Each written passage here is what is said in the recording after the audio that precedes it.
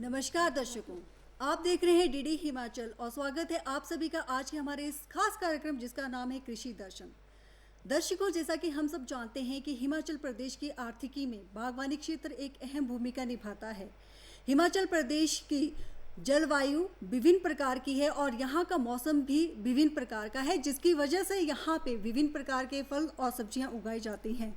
तो दर्शकों, आज का हमारा विषय है बागवानी क्षेत्र में शिवा परियोजना एवं कल्याणकारी परियोजनाएं, और इसी विषय पर विस्तृत जानकारी देने के लिए आज हमारे साथ स्टूडियो में उपस्थित हैं डॉक्टर देवेंद्र ठाकुर जी, जो कि स्टेट प्रोजेक्ट मैनेजर हैं। सर, आपका हमारे स्टूडियो में आने के लिए बहुत बहुत स्वागत है। नमस्कार, धन्यवाद। दर्शकों, हम आपको बता दें कि आज का कार्यक्रम एक लाइव फोन इन कार्यक्रम है और इसी कार्यक्रम में अगर आप इस विषय से संबंधित कोई भी जानकारी लेना चाहते हैं तो आप हमारे विशेषज्ञ से फ़ोन पर बात कर सकते हैं। हमारे स्टूडियो के दूरभाष अंक हैं 2800-177, 2800-178, और जो दर्शक शिमला शहर के बाहर हैं वो STD कोड 0177 का ज़रूर इस्तेमाल करें। डॉक्टर साहब, सबसे पहले तो मैं अपने दर्शकों के माध्यम से आपसे ये जानना चाहती हूँ कि ये जो शिवा परियोजना है ये क्या है? जी, हिमाचल प्रदेश में बागवानी की अपार संभावनाओं को मद्देनजर रखते हुए उपोष्ण कटिबंधीय जो जलवायु है, सब ट्रॉपिकल एरिया की जो जलवायु है, उसके उन जलवायु वाले क्षेत्रों में जो हमारा विकास है, समग्र विकास के लिए हिमाचल प्रदेश सरकार ने एक एशियन विकास बैंक द्वारा पोषित एक योजना प्रदेश में चलाई जा रही है जी। और इस योजना को पॉपुलरली हम HP शिवा योजना के नाम से जानते हैं जी। आपने देखा होगा पिछले 10-12 वर्षों में प्रदेश में जो कृषि योग्य भूमि थी निचले जिलों में, वो लोगों ने उस खेती बाड़ी करना बंद कर दी है। उसके कारण रहे थे कि जंगली जानवरों का आतंक है, आवारा पशुओं का आतंक रहा है, बंदरों का आतंक रहा है, जिसकी वजह से लोगों ने अपनी खेती बाड़ी करना बंद कर दी जी। और उससे हुआ क्या कि जैसे हमारी सैकड़ों जो सिंचाई की स्कीमें थी, वो सारी स्कीमें भी या तो डिफंक्ट हो गई या नॉन फंक्शनल हो गई। और हमारा जो यूथ है, यूथ जो है रोजगार के लिए शहरों की तरफ भागना शुरू हो गया जी, छोटी छोटी एम्प्लॉयमेंट बेसिस के रूप में। तो प्रदेश सरकार, जब जयराम ठाकुर जी की सरकार प्रदेश में बनी और आदरणीय ठाकुर महेंद्र सिंह जी हमारे बागवानी मंत्री बने, तो उन्होंने एक विभाग को एक सोच दी जी। उन्होंने कहा कि आप इस तरह का कोई एक परियोजना तैयार करिए जिससे कि जो हमारे किसान भाई जो खेतीबाड़ी छोड़कर जो खेतीबाड़ी से दूर हो रहे हैं, हमारे बेरोजगार युवा जो ये रोजगार के लिए शहरों की तरफ जा रहे हैं जी, उन सब को हम दोबारा से खेतीबाड़ी के साथ जोड़ सकें जी। तो इस उद्देश्य से विभाग ने एक परियोजना तैयार की और उसको जो खेतीबाड़ी के लिए एक प्रोडक्टिव अल्टरनेटिव, एक ऐसा अल्टरनेटिव जिससे कि अपने आय को बढ़ाया जा सके, जो अपने बेरोजगार युवा है उनको खेतीबाड़ी के साथ जोड़ा जा सके। तो उस उद्देश्य से ये HP शिवा परियोजना प्रदेश में आई है और इसकी जो वित्त पोषण है वो एशियन विकास बैंक द्वारा हो रहा है जी।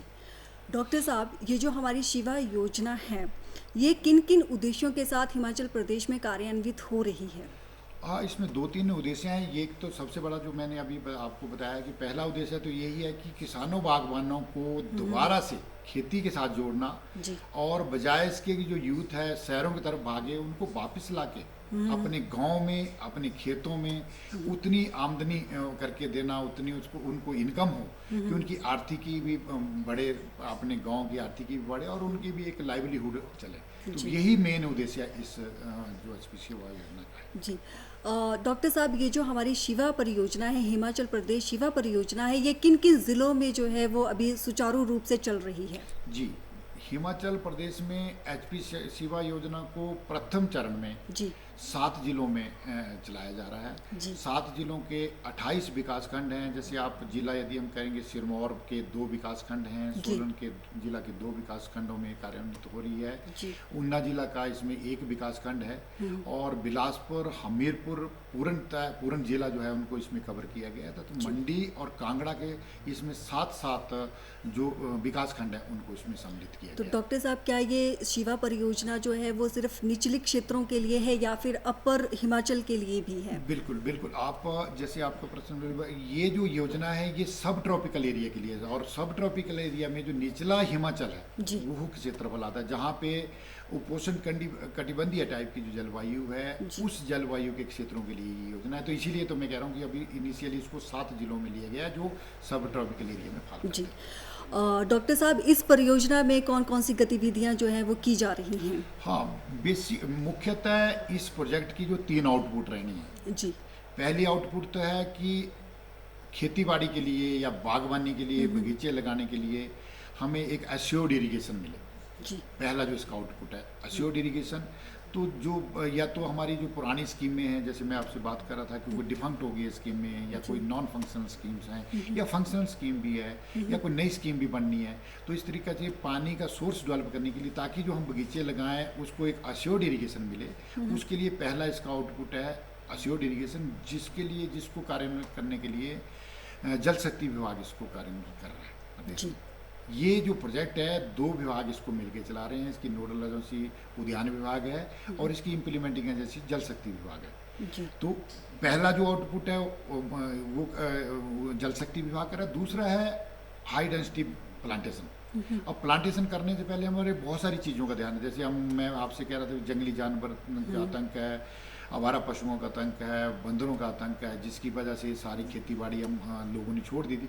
तो इसमें सबसे पहले फेंसिंग, पूरे एरिया को जो फेंस किया जाता है, ये जो सिवा जो योजना है इसको क्लस्टर अप्रोच में चलाया जा रहा है। पूरे के पूरा गांव के सारे लोग इकट्ठे होके कम से कम 10 हेक्टेयर का एरिया जो है, 125 बीघा का एरिया यदि इकट्ठा होता है, क्योंकि इतने एरिया में इस प्रोजेक्ट की वायबिलिटी बनती है, तो उस पूरे एरिया में एश्योर्ड इरिगेशन और उसके बाद पूरे एरिया को फेंस करना, फिर उसको साइंटिफिक तरीके से डेवलप करना, खेतों को डेवलप करना, उसका प्रॉपर लेआउट करना, उसमें फिर उन्नत किस्म की जो पौध सामग्री है उसको लाना और वहाँ पे लगाना है। प्लस माइक्रो जो पानी का भी आगे, पानी का जो हम डिस्ट्रीब्यूशन पानी का आगे करेंगे वो माइक्रो इरिगेशन के माध्यम, ड्रिप इरिगेशन का माध्यम उसका यूज़ करना। तो ये टोटली बिल्कुल वैज्ञानिक तरीके से और कमर्शियल लाइन पे हम इसमें कार्य कर रहे हैं। ये सारी गतिविधियाँ हैं, मतलब आप इसको ये कह सकते हैं कि बीज से लेके बाजार तक इस प्रोजेक्ट में जो है पूरी संरचना की गई है। इसमें सिर्फ यही नहीं है कि आप बगीचे लगा दिए और छोड़ दिया, नहीं।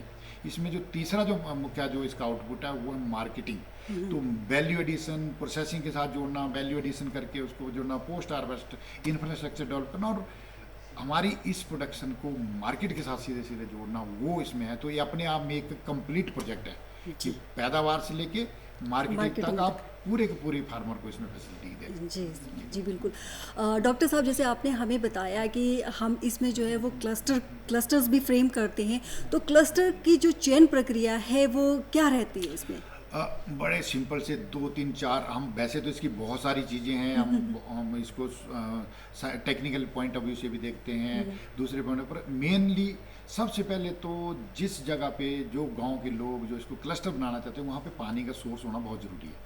अगर डॉक्टर साहब वहाँ पे पानी का सोर्स नहीं हो तो फिर वो कैसे वहाँ पे हम डेवलपमेंट कर सकते हैं? अब हम इस समय पे यदि उनके पास पानी का सोर्स नहीं है तो एकदम फर्स्ट फेज में इसका उनको नहीं ले रहे हैं। सेकंड फेज में, जैसे सेकंड फेज मतलब अगले 2 साल के बाद उसके लिए भी हम प्लान कर रहे हैं, जैसे रेन वाटर हार्वेस्टिंग का जो है या दूसरा को जो पानी का हार्वेस्ट करने का, उस तरीके पर जा रहे हैं। पर इनिशियली शुरुआती दौर पे हम इसमें जो फंक्शनल स्कीम जहाँ है या कोई डिफंक्ट स्कीम है या पानी का सोर्स उपलब्ध है उन जगहों पे क्लस्टर का। बट डॉक्टर साहब, आजकल ये देखा जाता है कि रेन वाटर हार्वेस्टिंग जो है वो वेरी इंपॉर्टेंट, मतलब वो हर एक गांव में, हर एक घर में जो है वो की जा रही है।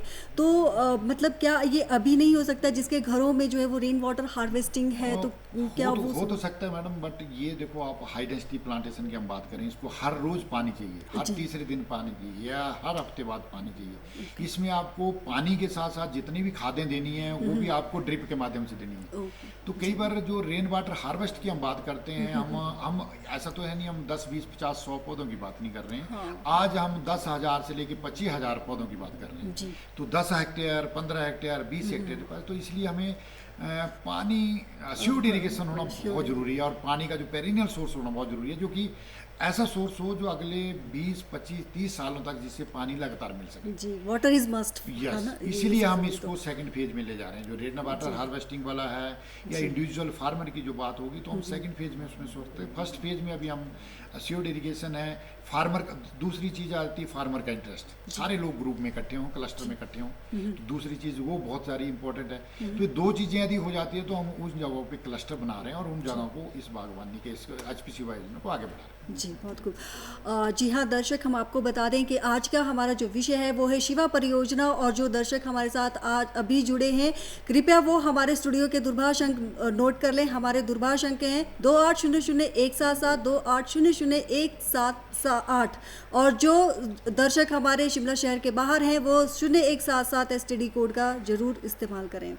डॉक्टर साहब, जैसे आपने हमें बताया कि आप जो लोग हैं जैसे वो क्लस्टर आपसे जुड़ना चाहते हैं, तो जो भी हमारे बागवान या किसान भाई और बहन हैं वो आपसे कैसे संपर्क करें, वो इस योजना के साथ कैसे जुड़ेंगे? बिल्कुल, इस योजना के लिए हमारे पास 7 जिले हैं जी। 7 जिलों में हमारे उपनिदेशक बैठते हैं। जी। उपनिदेशक के बाद विकास खंड स्तर पर हमारे विषय विशेषज्ञ हैं, जी। उद्यान विकास अधिकारी बैठते हैं, जी। और हॉर्टिकल्चर एक्सटेंशन लेवल तक यानी पंचायत या गांव की लेवल तक यदि हम करें तो हमारे जी। उद्यान प्रसार अधिकारी रहते हैं। जी। तो ये किसी भी जो हमारे नज़दीकी जो आपका कार्यालय है वहाँ पे जाके संपर्क कर सकते हैं जी। और उनके माध्यम से अपनी रुचि उसमें दिखा सकते हैं। जैसे ही अपनी रुचि दिखाएंगे तो हमारी सारी टीमें जो है इनके साथ फिर इन्वॉल्व होके फर्दर जो भी क्लस्टर की फॉर्मेलिटीज होती है वो सारी पूरी करती हैं। जी सर। डॉक्टर साहब, जो हमारी ये जो प्रथम चरण, पहले चरण की जो धनराशि है वो कितनी रहती है इसमें? और प्रथम चरण में मैडम इसमें $130 मिलियन लगभग 750 करोड़ का जो फर्स्ट फेज का जो इन्वेस्टमेंट है, जिसमें कि ADB के $100 मिलियन ADB की इन्वेस्टमेंट रहेगी जी। और $30 मिलियन जो है प्रदेश सरकार का और फार्म किसानों की हिस्सेदारी रहेगी। तो कुल मिला के पहले फेज में $130 मिलियन की इसमें इन्वेस्टमेंट करेंगे। जी। डॉक्टर साहब, जो हमारी ये जो हिमाचल प्रदेश शिवा परियोजना है इसमें किस तरह के जो है वो पेड़ रोपित किए जाते हैं? हाँ, ये आपने किया क्यों? अभी हम HPC योजना में हमने उन्हीं फलदार वैरायटीज़ को या पौधों को सम्मिलित किया है जिनकी कमर्शियल वैल्यू रहती है। जी। जैसे हम इसमें फर्स्ट फेज में अमरूद है, अमरूद की उन्नत किस्में, हम संतरा, जैसे सिट्रस पूरा ग्रुप है पर उसमें हम सिर्फ संतरा के ऊपर काम कर रहे हैं, जो संतरा प्रजाति है इसकी। जी। और तीसरा लीची है जी। और चौथा अनार है। तो अभी हमारा मेन फोकस जो इन 4 क्रॉप्स पे है, जो कि पिछले कई वर्षों से हम यहाँ उगा रहे हैं, पर तो कमर्शियल एंगल से जिनको हम नहीं कर पा रहे थे, तो इन्हीं सभी क्रॉप को फसलों को हमने एक वैज्ञानिक रूप दे करके और एक कमर्शियल एंगल दे के उसको हम हाई डेंसिटी मतलब एक उच्च घनत्व की प्लांटेशन इसकी कर रहे हैं। जी। डॉक्टर साहब, जैसे हमारे कोई बागवान भाई और बहनें हैं, अगर वो आर्थिक रूप से सुदृढ़ बनना चाहते हैं तो वो किस तरह से इस योजना को जो है वो अपनाएंगे? मैं तो देखो, मेरा तो बड़ा क्लियर सा संदेश है सारे किसानों के लिए, बागवानों के लिए, महिलाओं के लिए, सभी जितने भी ग्रुप खेती बाड़ी से जुड़े हैं सबके लिए एक बड़ा सिंपल सा मैसेज ये है कि इस परियोजना के अंतर्गत जब आप अपने खेतों में बागवानी करेंगे तो हमने एक टारगेट रखा है कि हम इसमें 1.5 लाख से लेके 2 लाख तक पर बीघा इसमें रिटर्न आने वाला है। जी। इससे ज़्यादा आर्थिकी में बढ़ोतरी मैं सोच नहीं सकता किसी दूसरी चीज़ से होने वाली है। और यदि सारे लोग सम्मिलित होकर अपने क्लस्टर को अपनाएं, इस शिवा की योजना के साथ जुड़ें, तो 100 से 200% तक आर्थिकी में बढ़ोतरी होने। देश के प्रधानमंत्री महोदय तो कहते हैं कि दोगुनी करनी है, पर मैं आपको इसमें कह सकता हूँ कि जो आपकी बंजर भूमि पड़ी है, जो खाली आपकी भूमि पड़ी है, वहाँ पर जब आप बागवानी करेंगे तो आप 100 से 200% तक आपकी इसमें आय में वृद्धि होगी और आर्थिकी तो आपकी बढ़िया होगी। तो डॉक्टर साहब, इसमें कितने जो हमारे ये जो किसान और बागवान जो परिवार हैं वो कितने लाभान्वित फर्स्ट होंगे? फेज में हम 10,000 हेक्टेयर में इस परियोजना को चला रहे हैं, जी। जिससे लगभग 25,000 किसान और बागवान परिवार जो लाभान्वित होने वाले हैं। जी। डॉक्टर साहब, इस परियोजना के तहत जो वैज्ञानिक रूप से जो हमारे उन्नत जो फसलें हैं उन्हें किस तरह से तैयार किया जाता है? बिल्कुल हमने वैसे क्या है, क्योंकि बड़ा कमर्शियल पहली बार इस तरह का एक तो परियोजना भी पहली बार प्रदेश में आई है। नॉट ओनली प्रदेश में, पूरे मैं तो सारे हम सर्च कर रहे थे हमारे नॉर्थ इंडिया में कि एशिया में इस तरह की यूनिक परियोजना अपने आप में कभी नहीं आई है। ये पहली परियोजना है जिसमें कि मैंने आपको कहा कि बीज से लेके बाजार तक की पूरा जो कार्यक्रम इसमें रखा गया है जी इस परियोजना में। तो यहाँ पे हम लोगों को जो हमारे किसान हैं, बागबान हैं, उन सबको संगठित करते हैं, और संगठित करने के बाद उनकी एक एसोसिएशन हम बनाते हैं, CHPM में जिसको हम कहते हैं, Himachal Pradesh HP cooperative act है। जी उस एक्ट के तहत इनकी हम एक संगठित करके एक सोसाइटी बनाते हैं। सोसाइटी के बाद इनके फार्मर प्रोड्यूसर ऑर्गेनाइजेशन बनाते हैं। फार्मर प्रोड्यूसर स्टेट लेवल पे एक फार्मर कंपनी इसमें बनती है।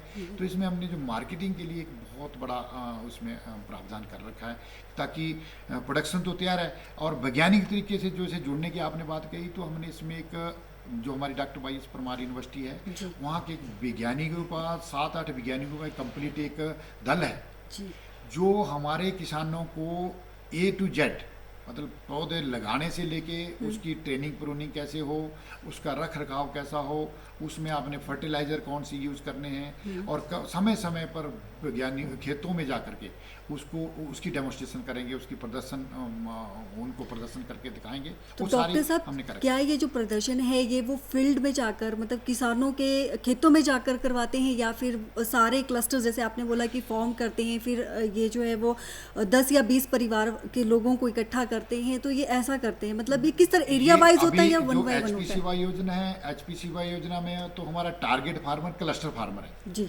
जहाँ 10 हेक्टेयर है या 15 हेक्टेयर है या 20 हेक्टेयर का जो एरिया है, वो क्लस्टर फार्मर हमारा टारगेट रहता है, क्योंकि वही इसको जो है आधुनिक तरीके की जो बागवानी है उसमें जुड़ा है। तो अभी जितने वैज्ञानिक के दल हैं या वैज्ञानिक हमारे जो एक्सपर्ट हैं, जितने मैनेजमेंट एक्सपर्ट्स हमारे पास बहुत सारे, वो वीकली हफ्ते के हफ्ता जाकर उन बगीचों को मॉनिटर करते हैं, उनमें कोई बीमारी तो नहीं है, उसमें किसी चीज़ की कमी तो नहीं है, या उसमें कोई ट्रेनिंग प्रूनिंग है, किसी चीज़ का अभाव तो नहीं है। वो सारी चीज़ें जानकारी हम अपने किसानों के साथ वीकली शेयर करते हैं। जी। अगर डॉक्टर साहब, अगर किसी ने जैसे आपने बोला कि किसी की बंजर भूमि है, तो अगर उसने वहाँ पे जो है वो अपने पौधारोपण करना है, तो उसके लिए क्या जो है वो उसको करना पड़ेगा, मतलब क्या क्या इनिशिएटिव्स जो हैं वो लेने पड़ेंगे? क्या वहाँ पे सॉइल टेस्टिंग होगी या नहीं होगी? बिल्कुल। देखो, ये जो HPCY योजना में जितनी भी हम प्लांटेशन कर रहे हैं या जितना भी पौधारोपण हो रहा है, सब इसका आधार वैज्ञानिक आधार है। जी। सबसे पहले तो जिस क्लस्टर को हम चयनित करते हैं, वहाँ की जो सॉइल है उसकी हम प्रॉपर टेस्टिंग होती है। सॉइल के अनुसार वहाँ का क्या न्यूट्रिशन का स्टेटस है और वहाँ किस चीज़ की कमी है, वो सारी चीज़ को वर्कआउट करते हैं। उसके बाद कुछ इकोलॉजिकल पैरामीटर्स हैं दूसरे, जैसे वो वहाँ पे कितनी हीलिंग होती है, कितनी फ्रॉस्ट पड़ती है, कौन सा एरिया है, नॉर्थ वेस्ट है, नॉर्थ ईस्ट एरिया है, कौन सी लोकेशन है, और अल्टीट्यूड उसकी हाइट कितनी है। वो सारी चीज़ें, ये जो सारे एस्पेक्ट को मद्देनजर रखते हुए इसके बाद हम क्रॉप की सिलेक्शन करते हैं। जी। और जब हम क्रॉप की सिलेक्शन करते हैं तो और भी चीज़ों का ध्यान देते हैं इसमें, कि वहाँ पे कोई ऐसा तो नहीं है कोई किसी तरह की कोई बीमारी पहले से उस ज़मीन में बहुत ज़्यादा हो, उसको भी टेस्ट करते हैं। नेमाटोड की प्रॉब्लम रहती है, हमारे यहाँ टर्माइट की प्रॉब्लम आती है बरसातों में। ये सारी ऐसी समस्याएं जो कि हमारी हिमाचल की सॉइल में रहती हैं। तो इन सारी चीज़ों को पहले परीक्षण करके वैज्ञानिक आधार बना के उसके बाद हम पौधों की सिलेक्शन करते हैं, मतलब फ्रूट वैरायटीज़ की सिलेक्शन करते हैं, कौन सी वैरायटी वहाँ लगेगी, कौन सी क्रॉप वहाँ लगेगी। तो इस तरीके से हम बिल्कुल वैज्ञानिक तरीके से इसको कर रहे हैं। डॉक्टर साहब, जो फलों का ये जो ऑर्गेनाइज्ड मार्केट है, यहाँ पे पूरे इंडिया में इसकी बहुत बड़ी प्रॉब्लम है, तो इस परियोजना से जो है वो इस प्रॉब्लम को कैसे सॉर्ट आउट किया जा सकता है? आपने बड़ा वाजिब क्वेश्चन किया, क्योंकि आजकल कोई भी चीज़, चाहे वो कृषि से जुड़ी है चाहे बागवानी से जुड़ी, उसको पैदा करना बहुत आसान है, बट उसको मार्केट में उसकी जो मार्केटिंग का इशू है वो बहुत बड़ा इशू है। तो है। मैंने जैसे आपको कह रहा था कि इसमें इस प्रोजेक्ट की जो तीसरी सबसे बड़ी आउटपुट है वो है मार्केट से के साथ इस सारी चीज़ों को मार्केट के साथ कैसे लिंक करना, और मार्केट भी ऑन फार्म मार्केटिंग से कैसे करना। हम फार्मर हमारा प्रोड्यूस बेचने नहीं जाए, हमारा जो व्यापारी है वो प्रोड्यूस लेने आए, हम इसको इस तरीके से प्लान कर रहे हैं। हमारा ऑनलाइन मार्केटिंग कैसे हो सकती है, हम अपने फार्मर को सोसाइटी में संगठित करके एक जो कोऑपरेटिव मार्केटिंग कैसे कर सकते हैं, और हम उसमें उसकी वैल्यू एडिशन के लिए उसकी पोस्ट हार्वेस्ट में कैसे उसको प्रॉपर ग्रेडिंग पैकिंग ये सारी चीज़ें को इसको करेंगे। तो इसके लिए हम सिर्फ व्यापारियों को यहाँ बुलाने तक इतना सीमित नहीं, हम इसमें फार्मर के जो क्लस्टर्स हैं, महिलाओं को, जेंट्स को, सबके ग्रुप बना के उनको उनकी कैपेसिटी बिल्ड कर रहे हैं कि मार्केटिंग क्या है। पहले सबसे पहले तो मार्केटिंग क्या है, मार्केटिंग कैसे होनी है, कहाँ कहाँ होनी है, नेशनल लेवल पे मार्केट क्या क्या स्कोप है, इंटरनेशनल, वो सारी ट्रेनिंग्स हमने इसके लिए भी एक बहुत बड़ी ऑर्गेनाइजेशन है agriculture farmer producer farm agriculture finance corporation करके एक कंपनी है, नाबार्ड द्वारा अंडरटेकिंग है। तो उस फार्म को हमने इसमें लगा रखा है कि वो हर एक क्लस्टर में जितने भी हमारे बागबान हैं उनकी कैपेसिटी को बिल्ड करेंगे, उनको कोऑपरेटिव सोसाइटी के साथ जोड़ेंगे, सोसाइटी एक्ट में उनको रजिस्टर करेंगे, फिर उनको उनकी कैपेसिटी बिल्डिंग का सारा प्रोग्राम बनाएंगे। तो एक पूरा सुनिश्चित सा प्रोग्राम है कि जब हमारे 2, 2.5, 3 साल के बाद पैदावार शुरू होगी हमारे पास, तो हमारे किसान बागबान अपने आप में इतने एक्सपर्ट होंगे कि वो मार्केट ऑनलाइन मार्केट करना चाहें तो वो कर सकते हैं, फार्म गेट पे उनके व्यापारी होंगे, दूसरे जो मार्केटिंग के और भी जो सारे स्ट्रेटजीज हैं, टैक्टिक्स, वो सारी चीज़ को अपनाने में सक्षम होंगे। जी, मतलब आपने फार्मर को जो है वो ट्रेडिशनल फार्मिंग से हटाकर जो है वो उसको आपने जो आजकल आपकी वो मतलब रिसेंट जो फार्मिंग चली हुई है, रिसेंट फार्मिंग टूल्स चले हैं उसके ऊपर ज़्यादा वो करना है। हाँ जी। डॉक्टर साहब, जाते जाते आप हमारे बागवानी किसान भाइयों और बहनों को क्या संदेश देना चाहते हैं? मेरा तो सभी प्रदेश के 7 जिलों के जो 28 विकास खंड हैं उन सभी किसानों बागवानों से मेरा एक ही अनुरोध है कि ज़्यादा से ज़्यादा आप HPCY योजना के साथ जुड़ें। ये योजना सिर्फ आपका विकास नहीं करेगी, ये पूरे प्रदेश की जो दशा और दिशा दोनों को बदलने वाली है। और आने वाले 5-7 साल में जैसा कि हमारे पास एप्पल में हमारा एक नाम है, हम दूसरे फलों में भी अपना नाम बनाने में सक्षम होंगे और इस प्रदेश को एक फल राज्य की तरफ, जो सबका हमारा सपना है कि ये प्रदेश फल राज्य बने, उस ओर हम बढ़ेंगे। जी, वैसे ही मतलब हमारा जो हिमाचल का जो नाम है वो एप्पल के रूप से जो है जाना जाता है और हिमाचल का जो इकॉनमी है वो एप्पल की वजह से ही ज़्यादा से ज़्यादा हो रही है। जी डॉक्टर साहब, आज आपने बहुत ही उम्दा जानकारी हमारे दर्शकों के साथ साझा की। आज आप हमारे स्टूडियो में आए, आपका बहुत बहुत धन्यवाद। तो दर्शकों, ये था हमारा आज का कार्यक्रम। अगले अंक में फिर आपसे मुलाकात होगी एक नए विषय के साथ और एक नए समय पर। तब तक के लिए दूरदर्शन हिमाचल की पूरी टीम को इजाज़त दीजिए। नमस्कार।